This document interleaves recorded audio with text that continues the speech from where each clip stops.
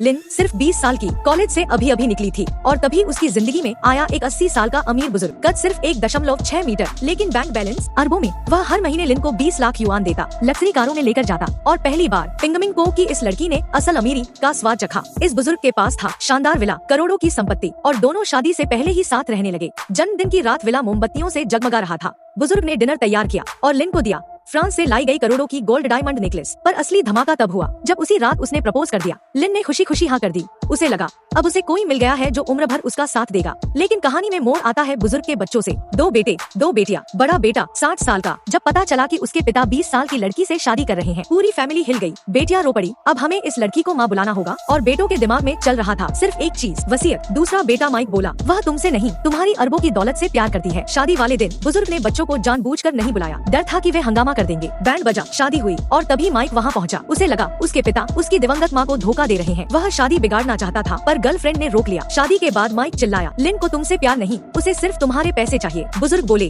वह दिल की साफ है, हम बहुत समय से एक दूसरे को जानते हैं। वह मुझे चाहती है, मेरी संपत्ति को नहीं। माइक नाराज, तुम इस औरत के जादू में फंस गए हो। लेकिन लिन यह सब खिड़की से देख रही थी और चुपचाप सब कुछ सह रही थी। अब असली सच, लोग नहीं जानते थे कि लिन का अपना घर टूटा हुआ था। पिता कर्ज में डूबे, शराबी, हिंसक, माँ और भाई हर दिन डर में जीते थे। लिन उस नरक से निकलकर यहाँ आई थी। शादी के बाद उसकी जिंदगी पूरी तरह बदल गई। यहाँ तक कि विला की बिल्लियाँ भी लाखों की कीमत की थी। लेकिन बुजुर्ग जानते थे उनके पास जिंदगी के बस कुछ ही दिन बचे हैं। उन्होंने कहा, मेरे बाद एक विला तुम्हारे नाम करूंगा। लिन बोली, दौलत का क्या करूंगी?